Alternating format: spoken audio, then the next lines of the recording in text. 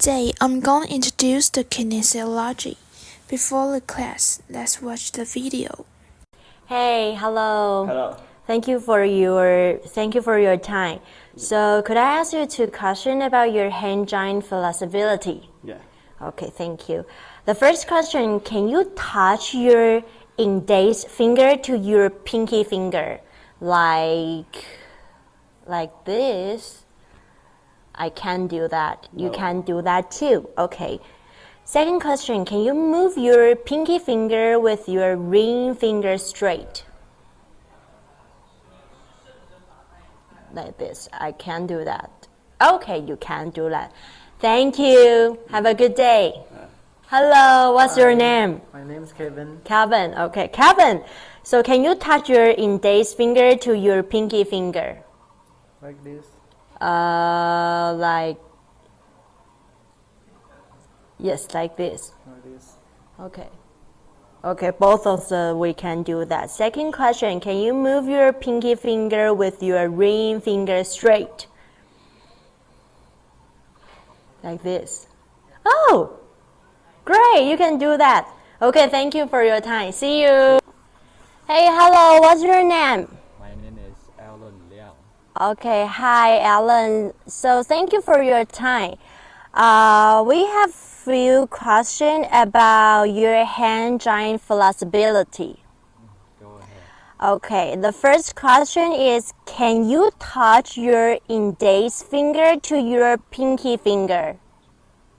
I think so. Yes, I can do that. Okay. Wow, well done. So, second question, can you move your pinky finger with your ring finger straight? Sure.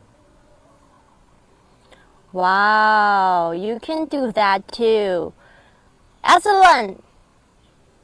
Thank you for your time. See you. No problem. Good afternoon, sir. Could I ask two questions about your hand joint flexibility? Yes. The first one is, can you touch your index finger to your pinky finger? Like this one? Okay. No? Okay, that's okay. The second one is, can you move your pinky finger to your ring finger straight? Like this one.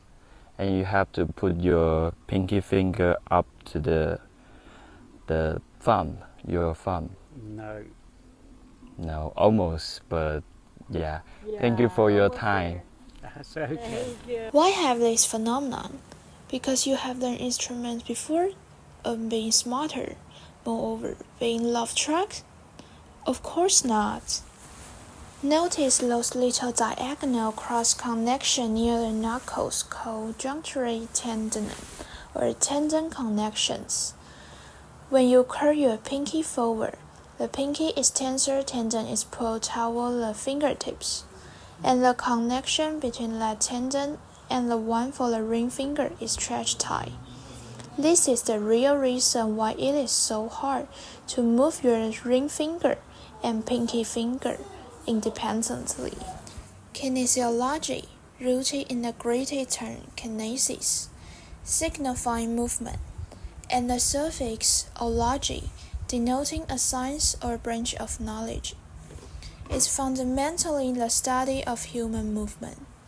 Its historical root traces back to the ancient philosopher Aristotle, often called the father of kinesiology. His work on the motion of animals, or De Motu Animalium, marked a pivotal moment by providing a geometric analysis of muscle actions, laying the foundation for studying movement.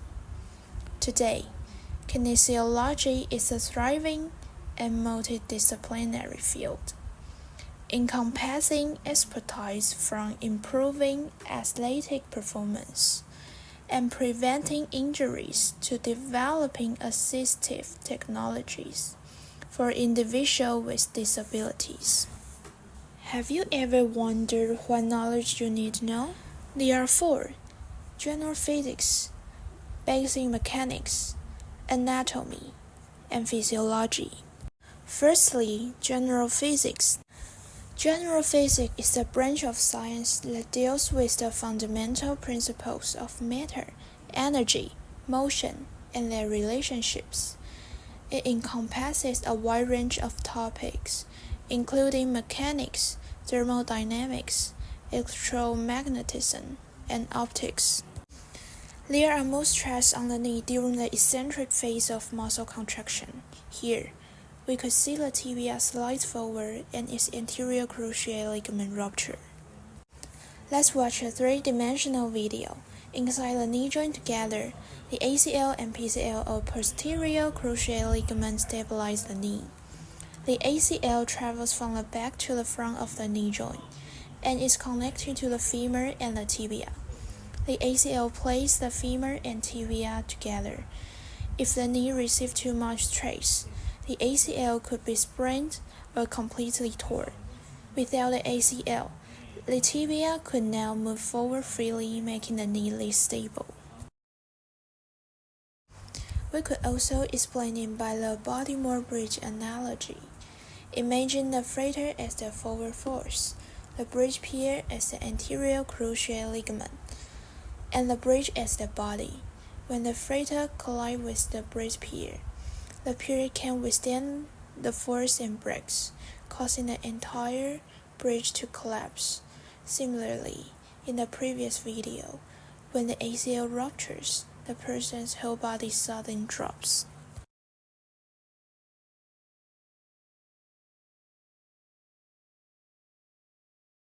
Next, basic mechanics. Mechanics is the branch of physics that deals with the forces and the effect of force on body and rest and bodies in motion. This process involves the action of movement of forces. There are two branches of mechanics, namely statics and dynamics. Statics deals with the forces and their effects on rigid bodies at rest. Dynamics deals with the motion and the effects of forces acting upon rigid bodies in motion. Muscle vectors and moment arms change with changes in joint positions. These images demonstrate that moment arms length change as the joint moves through its range of motion, resulting in changes in muscle force requirements throughout the motion. Muscle force breaks down into two component force, normal force and tangential force. However, normal force represents rotation, and tangential force represents compression or distraction. When the forearm is just up from elbow extension, the tangential force will compress elbow joint, and the normal force would offer the upward force. When the elbow flexes to 90 degrees, the biceps muscle produces the most torque.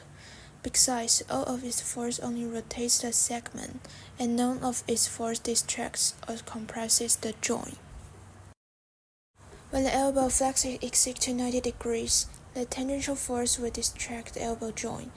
The normal force will offer the backward force. When the elbow flexes to the almost motion limitation, the tangential force will distract elbow joint, and the normal force will offer the smaller backward force than prior one. Next is anatomy. The human body is a complex and intricate piece of engineering in which every structure plays a precise role. There are approximately 200 bones, 650 muscles, 79 organs, and enough blood vessels to circle the earth twice.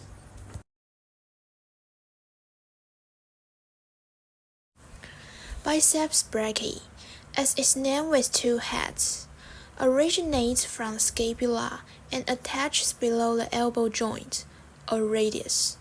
Especially, it doesn't directly connect with the humerus, and selected recruited when elbow flexion, only with forearm supination.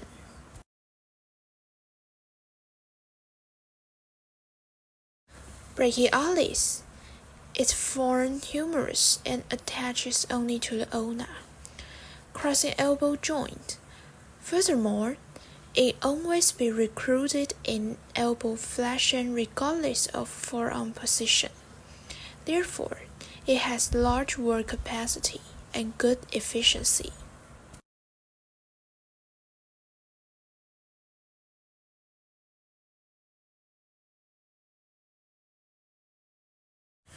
Brachioradialis, longest of elbow flexors, is originates from humerus and attaches to distal radius. Normally, we don't associate with the brachialis as an elbow flexor that barely lies in the forearm, but it is actually a strong contributor. The last one is physiology. Physiology is a scientific study of functions and mechanisms of living organisms, encompassing various levels of organization from cells to tissues, organs, and systems. Furthermore, it explores how biological processes such as metabolism, circulation, respiration, and nervous system function contribute to overall health and homeostasis.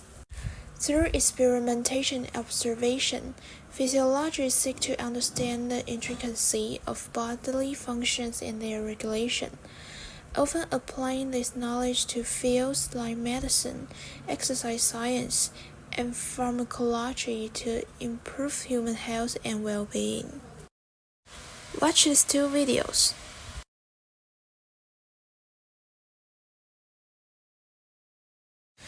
We often hear about anaerobic and aerobic exercises, the difference between them lie in their energy sources.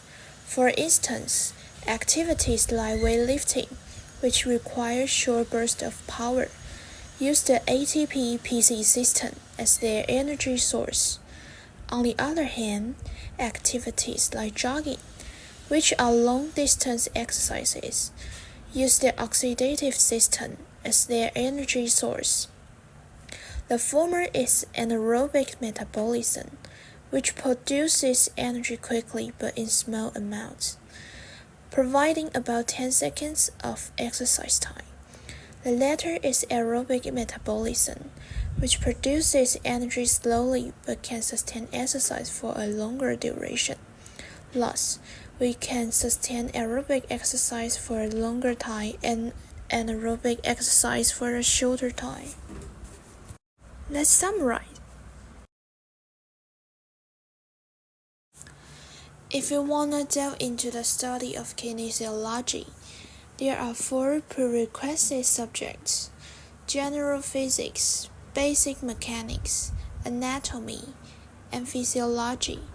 These 4 disciplines primarily form the foundation of human movement, facilitating our entry of kinesiology with this knowledge. General physics helps us understand the conversion and relationship between matter, energy, and motion. Basic mechanics allow us to comprehend the effect of forces on our body during both static and dynamic activities. Anatomy provides insight into the structure and characteristics of bones, muscles, organs, nerves, and blood vessels. Personally, I found this aspect the most intriguing as it allows us to visually explore the inner working of the body, marveling at its intricate design.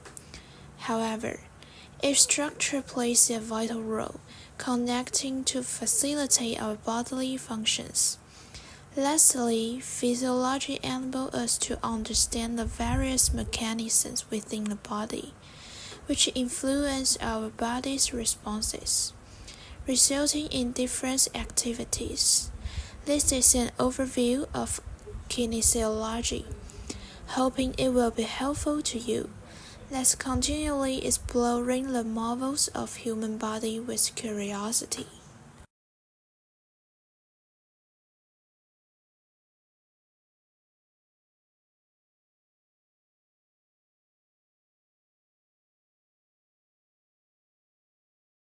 Thank you for your attention.